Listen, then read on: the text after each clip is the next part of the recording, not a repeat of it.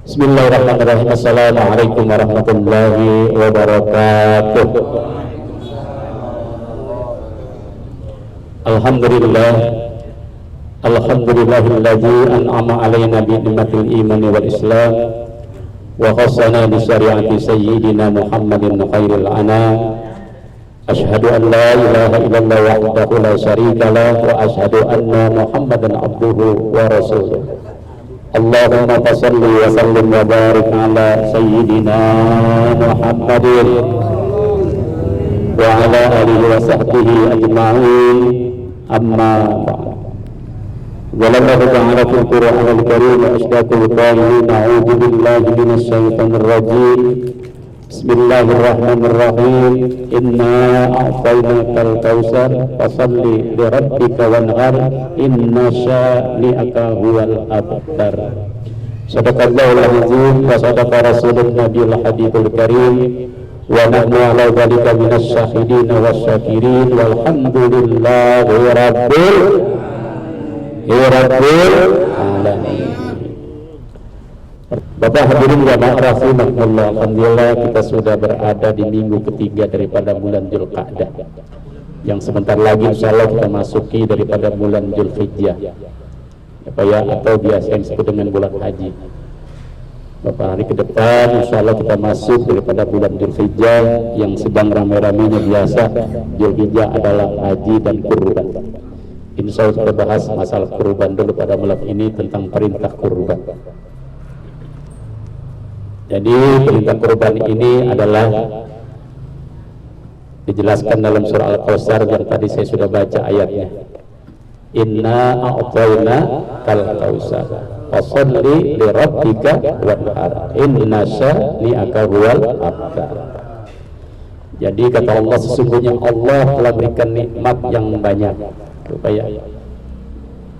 Jadi Allah telah berikan nikmat yang banyak, jelas sekali. Kalau dihitung nikmat Allah tidak terhitung saking banyaknya. Walaupun zaman sekarang zamannya sudah canggih teknologi, ya modern, serba wah-wah, tapi satu nikmat Allah tidak ada dapat menghitungnya. Wa in ta'uddu nikmatallahi la tuhsuha. Jikalau engkau menghitung nikmat Allah, maka tidak dapat menghitungnya. Makanya jelas itu yang pertama, inna a'tainakal kautsar. Banyak sekali nikmat Allah ini yang ada di tubuh kita aja, kalau kita rasakan, masya Allah luar biasa Pak. Gratis semuanya Pak, ya semuanya gratis. Baru Allah turunkan satu kenikmatan di dunia ini. Bagaimana kalau 100? Satu kenikmatan sudah tidak dapat dihitung, apalagi kalau 100 kenikmatan. Padahal pada satu diturunkan di dunia ini yang ada di tubuh kita. Ya, Allah berikan nikmat mata. Dengan mata kita bisa melihat, bisa memandang, bisa membedakan mana yang bagus, mana yang tidak bagus. Tuh, dengan sebab nikmat mata. Kebanyakan kita punya mata, ya, kurang menikmatinya. Ya. Oh, kalau bagus, kebanyakan punya nikmat mata dilihatin buat janda doang. Ada Agus Paut juga sih?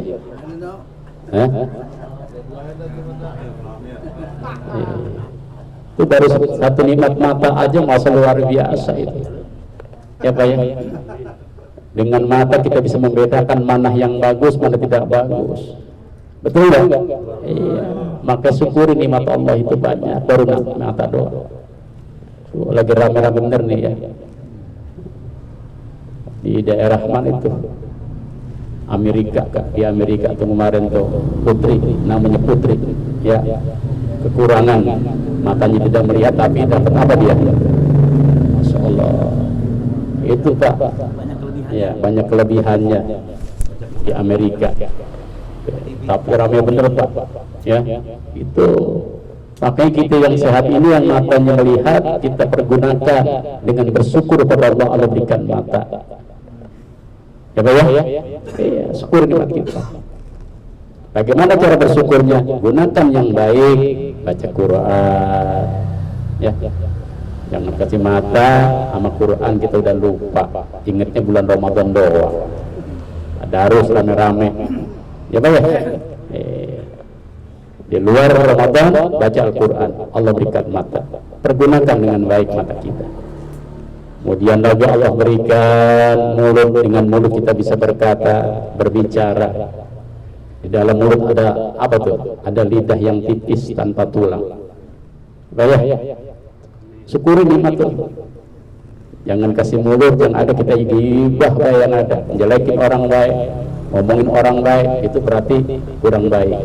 Dikasih mulut ada segumpal daging yang tipis tanpa tulang, lidah, kita bisa berkata dengan baik, berbicara dengan baik. Tujuannya seperti itu Allah berikan, bukan suruh gibah orang, fitnah orang, jelekin orang.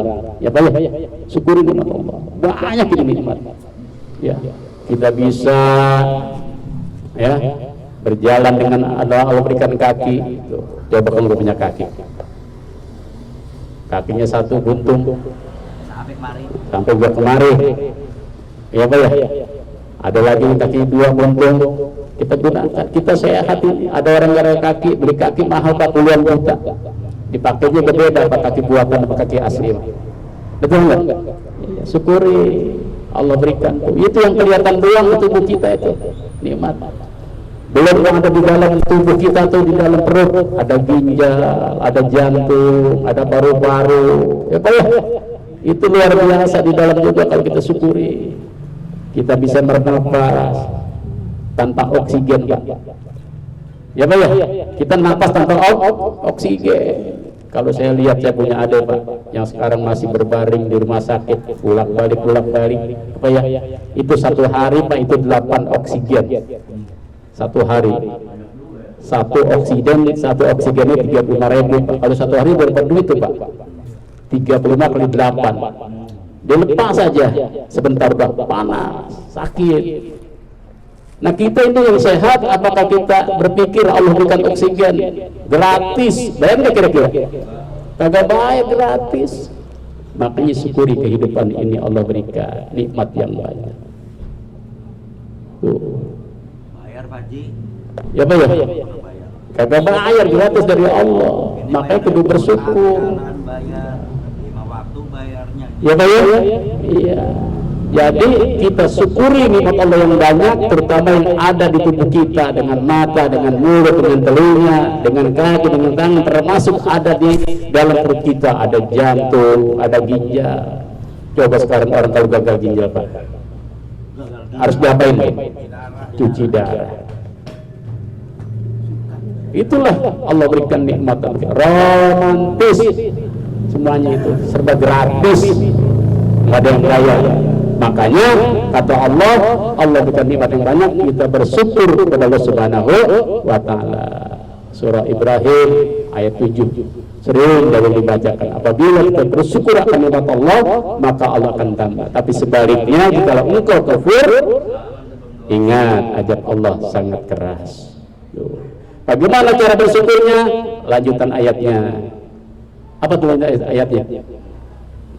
Fasalli li rabbika wanhar.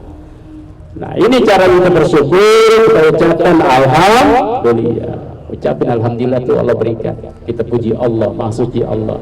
Tidak cukup hanya itu saja, tapi fasalli li rabbika. Tanda kita bukti kepada Allah bersyukur, ibadah kepada Allah dengan sholat. Apa sholatnya? Sholat karena Allah. Fasalli li rabbika. Sholatlah karena Allah, bukan karena yang lain. Sholat karena Allah, bukan sholat karena yang lain. Kenapa? Allah yang perintah, Allah yang mewajibkan. Kita butuh dengan ridho Allah Subhanahu wa Ta'ala. Sholat, tanda syukur kita, ibadah kita kepada Allah. Udah diucapkan alhamdulillah, fasolli, maka sholatlah lirabbika. Sholatnya dengan karena Allah, bukan karena yang lain. Jadi kalau udah waktu sholat, tinggalkan jual beli kita.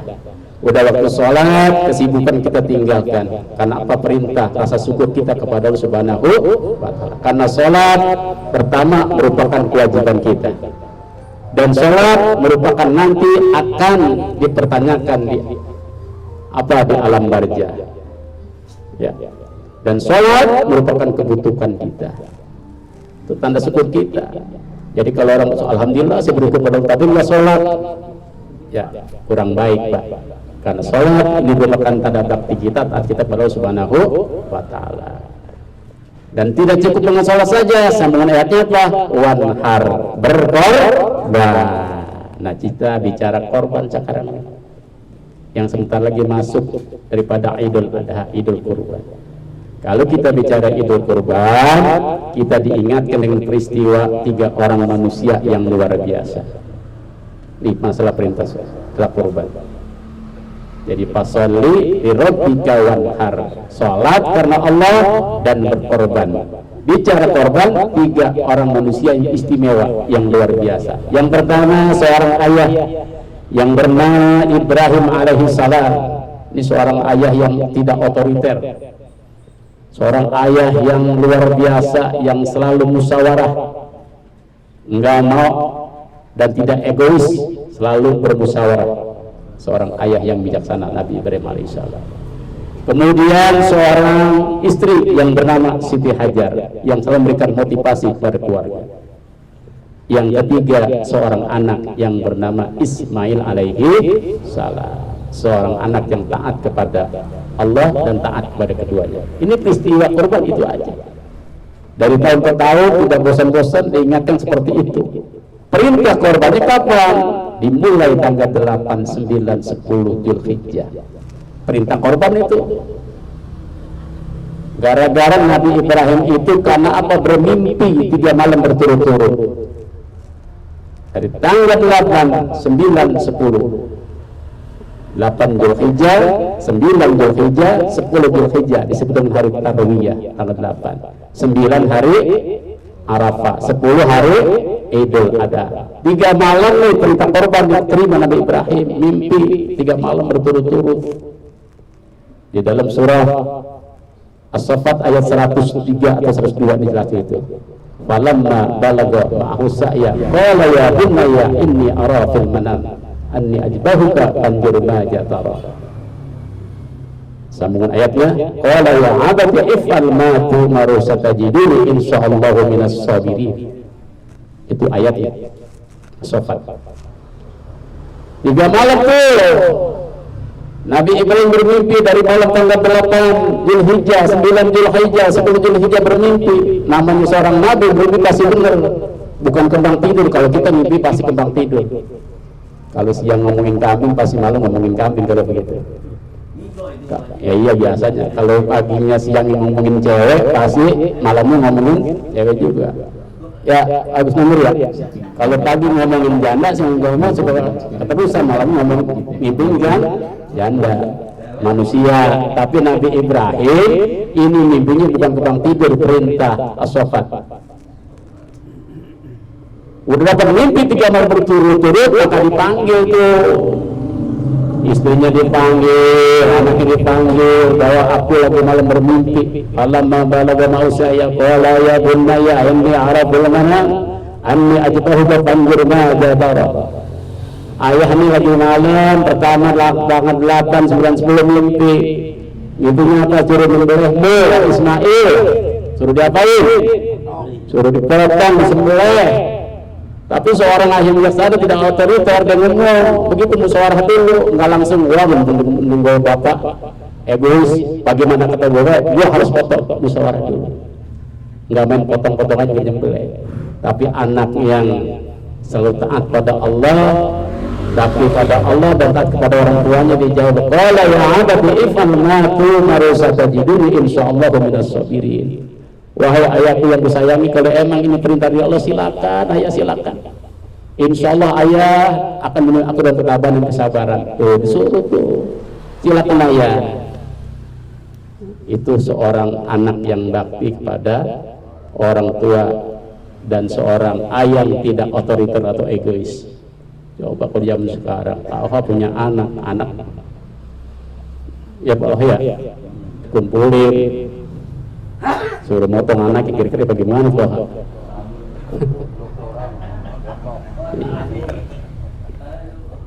Ini sejarahnya seperti itu.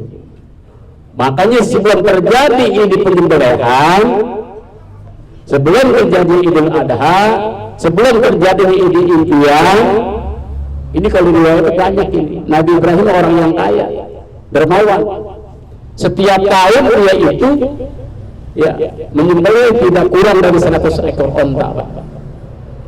Tiap tahun Nabi Ibrahim itu nggak pernah kurang dari 100 ekor onta dinyembelih, belum kambing-kambing. Sampai sahabat nanya, wah Ibrahim kok luar biasa hebat. Kata Nabi, kata temannya itu sahabatnya. Apa jawaban Ibrahim? Tersenyum dan dijawab, ini belum seberapa. Saya tanda syukur saya kepada Allah. Harta yang saya punya bukan harta saya, punya Allah. Dia bilang. Punya siapa? Punya Allah. Belum seberapa dari 100 ekor onta. Andai kata saya punya seorang anak, tuh kata Nabi Ibrahim, kalau Allah suruh potong, saya akan potong sembelih. Ngomong begitu tuh Nabi Ibrahim alaihi salam. Kenapa dia ngomong begitu? Karena lama dia udah lanjut usia sampai umur 80 tahun Nabi Ibrahim udah punya anak. Maka ngomong begitu. Andai kata saya punya seorang anak, kalau Allah suruh sembelih, suruh potong, akan potong. Akhirnya dibuktikan oleh Allah tuh. Ya, Allah berikan seorang anak laki-laki yang bernama Ismail. Akhirnya udah mangkat dewasa gede, sedang resep-resepnya anak satu-satunya, perintah tadi itu suruh disembelih tanggal 8, 9, 10 Zulhijjah. Akhirnya sepakat tadi. Akhirnya sepakat udah bawa datu ke tanah lapang. Ya, untuk diapain? Dipotong. Dalam perjalanan setan iblis banyak yang goda.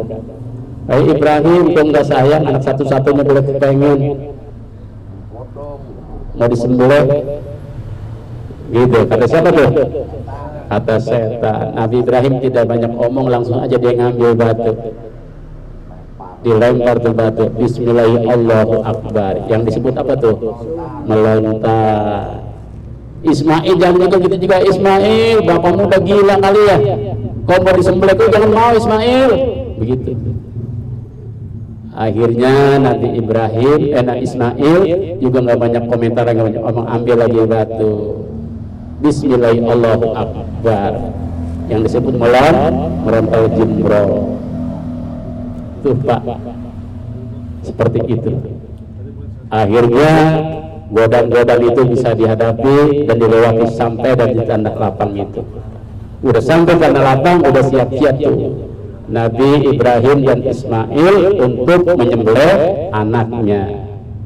Sampai di tempat, Nabi Ismail ngomong, wahai ayah, ya, kalau kau nanti tidak tega melihat aku dan bajuku nanti ini kena darah, maka buka dulu bajunya. Dibuka tuh baju Ismail alaihi salam. Dan kalau kamu tidak tega juga, ya tolong tutup mata saya dan ikat tangan saya. Tuh Ismail seperti itu. Bajunya dibuka, dapat darah, matanya ditutup, tangannya diikat. Siap-siap Nabi Ibrahim akan menyembelih.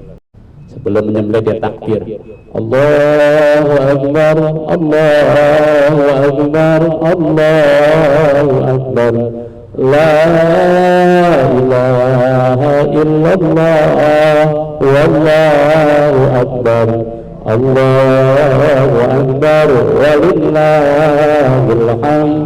3 kali dia takbir, kemudian dia langsung siap akan menyembelih Ismail alaihissalam dengan pisau yang tajam atau golok yang tajam. Nih para pemotong, ya, para pemotong, hati-hati kalau kita motong, goloknya harus tajam, pisaunya harus tajam. Karena kalau nggak tajam, nggak sekali putus, kesian, sama juga nyiksa. Tajamin goloknya, tajam pisaunya. Udah siap tuh. Udah siap apa? Udah siap digorok leher Ismail alaihi salam serta takbir 3 kali dengan golok yang tajam, pisau yang tajam. Ya. Kemudian dia baca Bismillahirrahmanirrahim, Allahu Akbar. Jangan Bismillahirrahmanirrahim, ya. Bismillahirrahmanirrahim, Allahu Akbar. Dengan namamu ya Allah. Gitu. Langsung siap dipotong, tapi Allah Maha Adil dan bijaksana, maka Allah turunkan itu Ismail, diturunkan domba dari surga, Ismail diganti dengan domba. Yang terjadi akhirnya bukan Ismail tapi domba yang dikorbankan. Nah, akhirnya sampai sekarang di akhir zaman ini kita sebagai umat Rasulullah adalah mengikuti daripada jejak Nabi Ibrahim dan sunnah Rasulullah sallallahu alaihi wasallam. Makanya korban itu adalah sunnah muakkad. Sunnah muakkad. Jadi bagi yang mampu keluasan punya rezeki, ya nanti di hari 10, kapan lagi?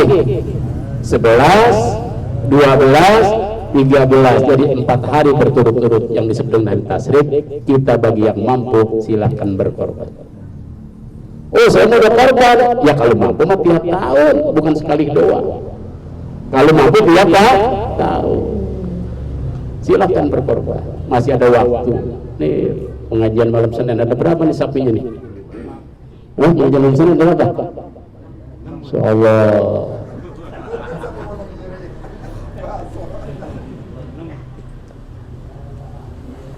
Saya mah kagak mampu Pak. Banyak bicara begitu, bukan kagak mampu, niatnya belum seret. Pernah terjadi seperti itu. Oh Ustaz, saya mau korban tapi sebelum mampu. Saya tanya, ente punya HP? Punya. HP berapa duit? Saya beli 2,5 juta. Paketnya berapa sebulan? 100.000. Mampu. Kenapa? Niatnya kagak. Jadi kalau Bapak pada hari nanti tanggal 10 punya urusan 1 ekor kambing kagak korban, termasuk dosa. Oh 10 nggak punya, 11 nanti. 11 nggak punya, 12. Pas dari 13 punya rezeki, korban. Karena kalau kita nggak mampu, itu hadisnya jelas. Man kana lahu sa'atan falam lahi falyamut in sayahudiyan wa in nasriyan. Ya Pak ya? Jadi kalau kita kemampuan ada buat berkorban, nggak berkorban, maka nanti dikatakan matinya mati bagikan orang Yahudi Nasrani. Na'udzubillah min jadi. Silakan Pak. Ya. Jadi inti pada malam ini yang jelas ya tadi dalilnya surah Al-Kautsar, ya kita diperintahkan bersyukur, ucapan alhamdulillah, dan buktikan dengan sholat 5 waktu, dan kita mau berkorban insya Allah. Dan sampai situ nanti kita nyambung masalah hikmah korbannya di minggu depan. Ini baru perintahnya Pak ya. Nanti insya Allah nanti di minggu depan masalah hikmah berkorban. Paham tak? Iya. Jadi hikmah berkorban nanti di malam Senin akan datang. Paham? Iya. Jadi perintahnya itu kapan dimulai? Pas Nabi Ibrahim mimpi 3 malam. Pelaksanaannya mulai pas tanggal 10 Zulhijjah sampai 13 Zulhijjah 4 hari. Jadi bagi yang mampu silakan berkorban, jangan sampai tidak begitu. Kalau nggak korban berarti kita nerima korban. Kurang maaf. Assalamualaikum warahmatullahi wabarakatuh.